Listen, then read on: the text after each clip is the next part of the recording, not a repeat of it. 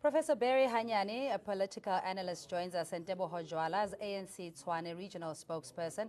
And on the line, we have Sitahi Khomo, a political analyst and executive mayor of Johannesburg, Herman Mashaba. Mr. Mashaba, thanks so much for your time. And just in the issue, or the response rather, that land grab has been a problem even when the ANC was in power. How do you, going forward, how are you going to contain this issue?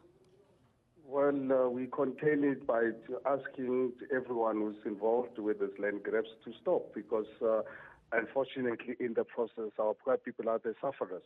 Because when people drive their political agenda on behalf of our poor residents who are desperate to be given an opportunity to get houses, it's actually quite unfortunate. And we call upon everyone who is involved in this land grabs to stop using our people for their own political gains.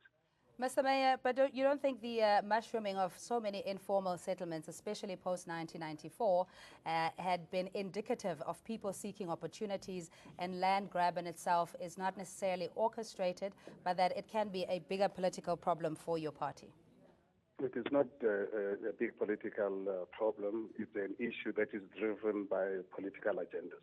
All right, let's get Mr. Teboho Jwala to respond, saying that this is a political agenda, and earlier on pointing a finger at the ANC for trying to destabilize the DA-led metros. Look, I think from the onset, we must remind the executive mayor of Tshwane and executive mayor of Johannesburg that they are now in government. We know that they didn't win popular vote from the voters, but they are now in government through the arrangement they are in.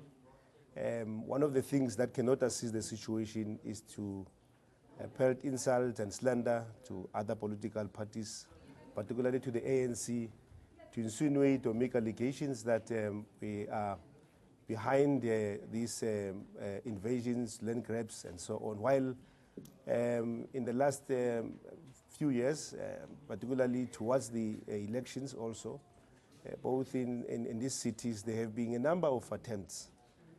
Inside the 6 weeks towards the elections, there have been attempts, particularly in Tshwane, in El Mafias area, in Atteridgeville, Ward 63, in Hammanskraal, where even Solim Simanga went there and made all sorts of promises to residents there. One of the things that we were saying is that these issues cannot be resolved by people going to media and making press statements. All right.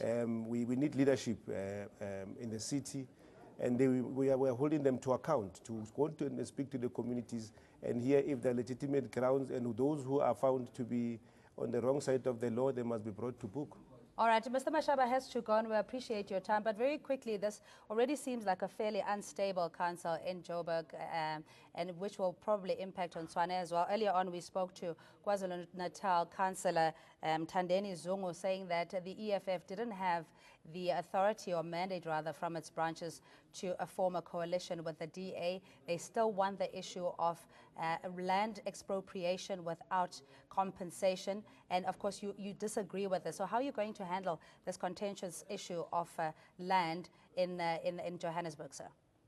It's unfortunate, Cindy, to make the statement that our administration is unstable. I don't know, obviously, what basis you're using for making such a wild statement, because you saw on the day when we were elected, we received massive support from all the parties. And any insinuation that our administration is unstable is unfortunate, because basically what it does, it perpetuates the sabotage that we are seeing happening in our city. And unfortunately, such sabotage cannot succeed, because people ultimately will be able to see it within, because we are letting them know what is happening in our city.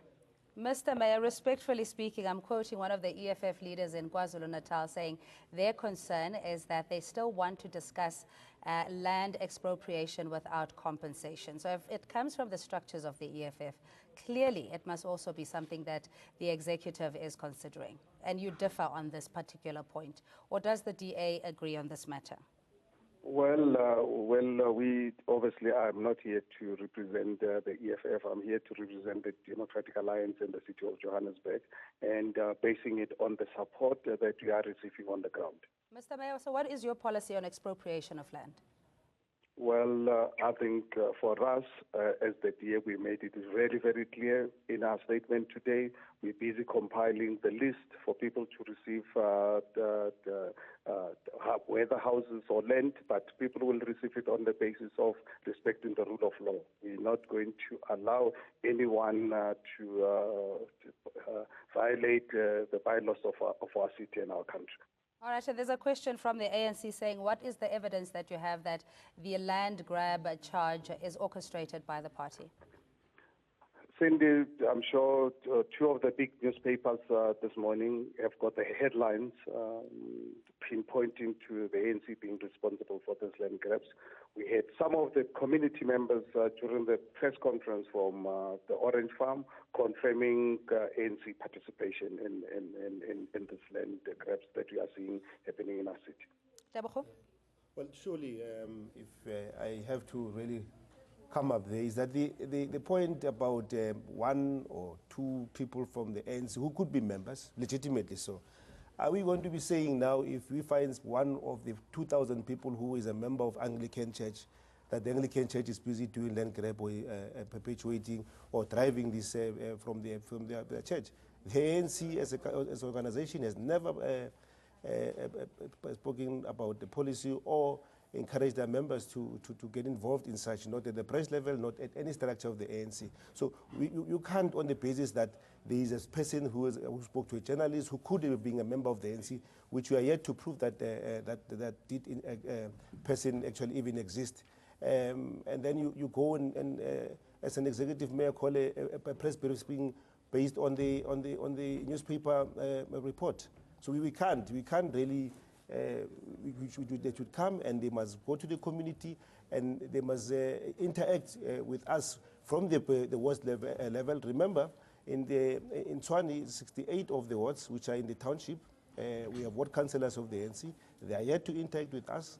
We've had a situation, even including when the land grab things happened, started about 3 weeks ago, where one of our councillors got threatened. He phoned the MMC, he phoned the Metropolis, and there was no assistance that we got, and his house actually got damaged, his car was damaged, and the MMCs are sitting in air-conditioned and executive mayor making allegations about these things. All right, Mr. Mashaba, Mr. Mayor, again, the question around the proof, or rather the information that you have at hand. Obviously, this is a criminal matter. It's a very serious charge. Are you going to institute any legal action or even involvement from the police? Well, what we are saying, and as I said this during the press conference, that I will have to get our national leadership to engage ANC in this regard, because the usage of our vulnerable people is unacceptable. I think we have a government to run. Our people expect to get the services. We cannot allow our people to be used as political tools when we should really be focusing on ensuring that ultimately we provide them with service land. And that's really what we are saying and proposing to our residents. But we'll go on a campaign to ensure that our people are not fooled. All right, Professor Barry Hanyane, a political analyst, is also in studio. Mr. Mayor, just in terms of the political manipulation of the land issue, we know it's a contentious issue used by all political parties, even when it comes to electioneering. We'll give you land, you get all sorts of things. Where does this leave the issue or the proverbial elephant in the room, that of land redistribution? Well, look, my analysis is that you're dealing with an age-old problem here. You can take it back from a historical point of view to the days when Soweto was established. This is one particular issue that made headlines then, the likes of your Safasonke party leading the whole initiative, your James Panza being the face behind that. It's a question that we probably have failed structurally. In terms of policy, we have succeeded to a certain degree, and thanks to the fact that we have a more robust constitution that underlines the rights of all individuals in society.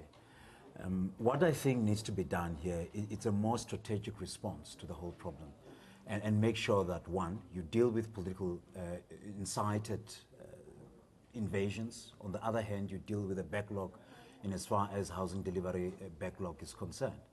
And perhaps in the middle of that, try to establish whether there is not a third stream of instigation, if you want, of the whole phenomenon.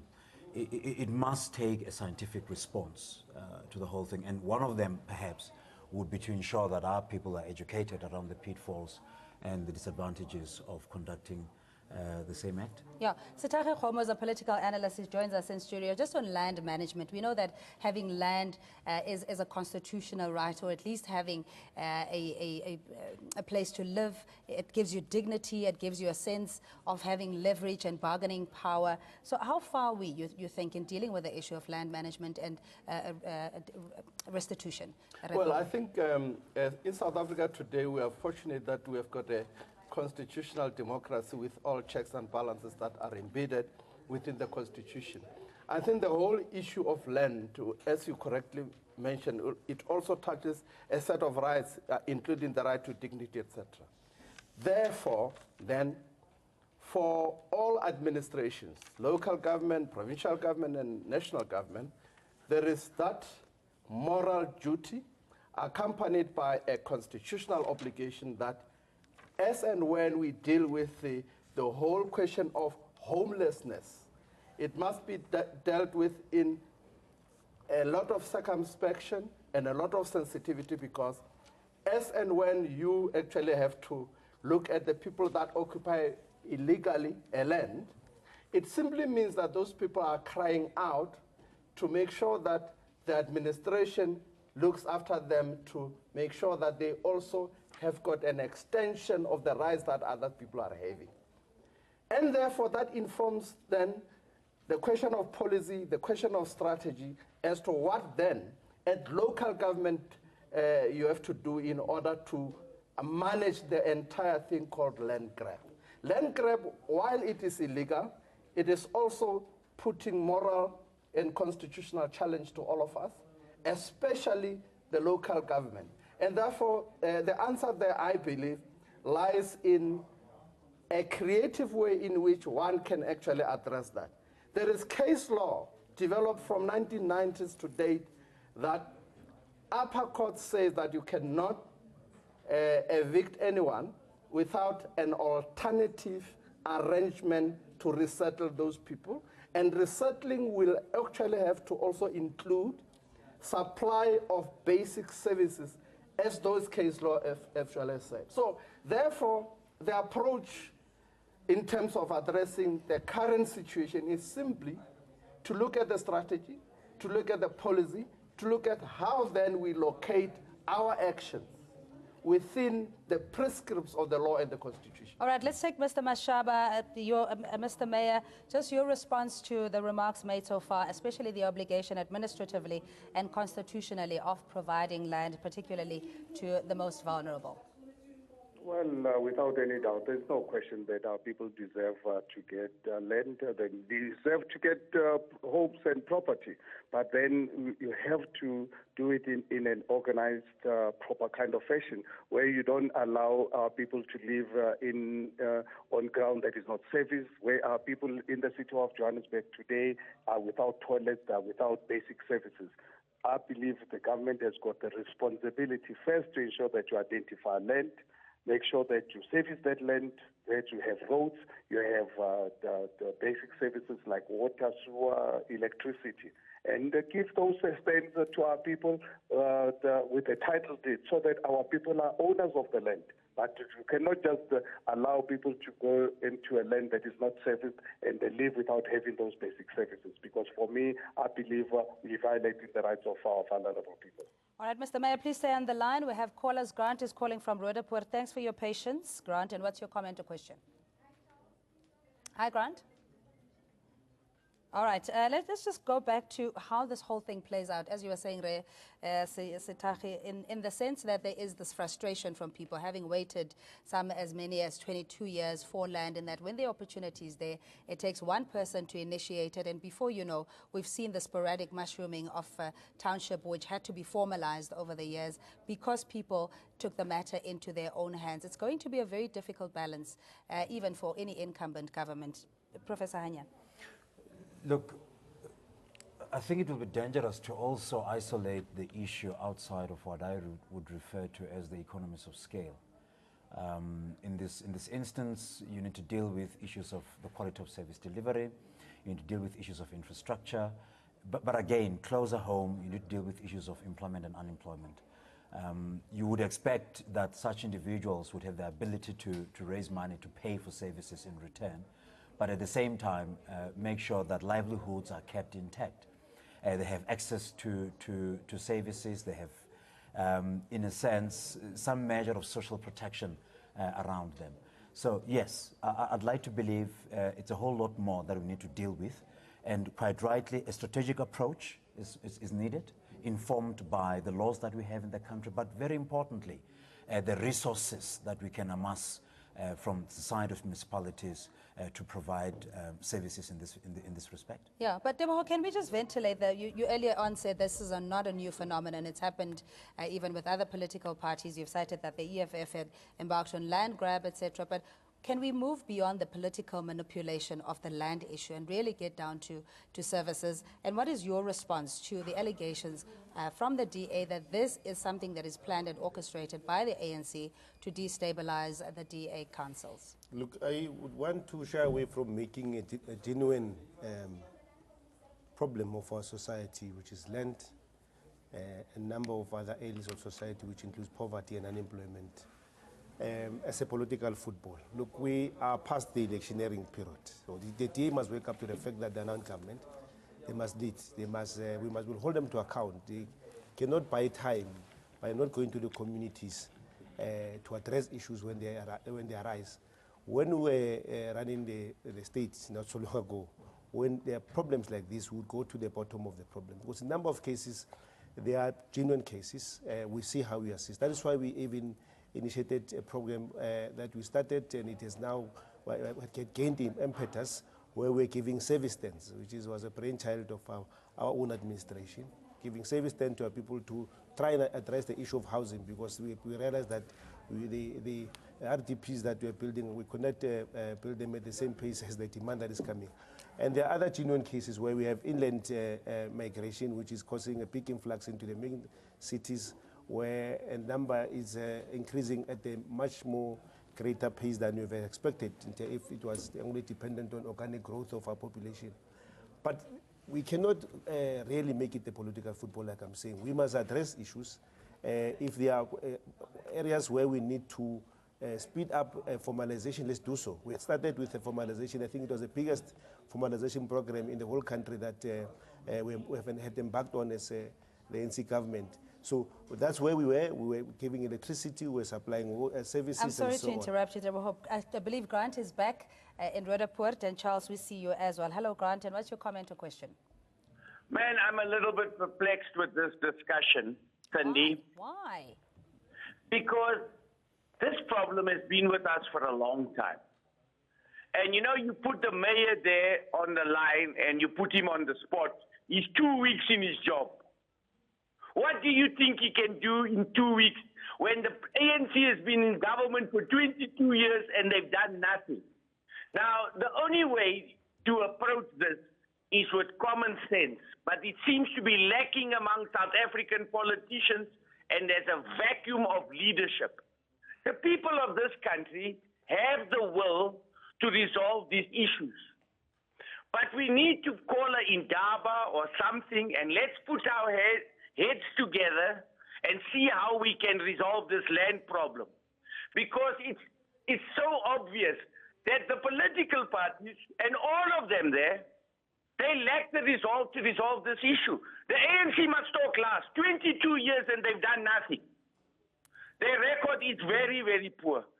In actual fact, they're also fighting among themselves, the same as the EFF. The only one that looks like to be galvanized is the DA because they're not fighting amongst each other. The EFF is already starting to fight. The ANC, we've seen all the things in Tshwane. We know the constant battles that's going on in that party. There's going to come a time when the South Africans is going to stop needing politicians. Absolutely, so they're going to be very I'm sorry to cut you short. We're out of time. But I do agree with you on one issue, that it needs to take a collective to finally get to the bottom of this land restitution issue. Thanks for your call, Charles. Hello. Good evening, Sunday, and your panelists there. Hi.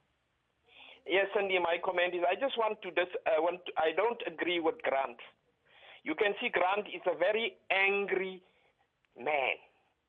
And myself, being a privileged, disadvantaged human being or South African, I'm standing, as we say, there is some infighting within the ANC, which is true, but I am still myself. I'm a committed, disciplined ANC member. All right, Charles, and you cannot, point, yes, my point is you cannot put the blame on the ANC. You cannot. Because for 300 years, yes, the land was, we didn't have a privilege to have land. Now the DA, Mr. Mashaba, you can see he's not a politician. I would with big respect, he's a good businessman, but he's not a politician. And Johannesburg cannot be run as a business. Yeah, Charles, I'm afraid we're really out of time. I can't even get closing remarks, but thanks indeed for calling. The debate continues at ANN7 TV, and we'll certainly ventilate this one further. Thank you so much to our esteemed panelists. Debo Hojwala is the ANC Tshwane Regional Spokesperson, Professor Barry Hanyane, political analyst, Sitaki Khomo, a political analyst, and on the line, the Executive Mayor of Johannesburg, Mr. Herman Mashaba. And you at home, thanks indeed.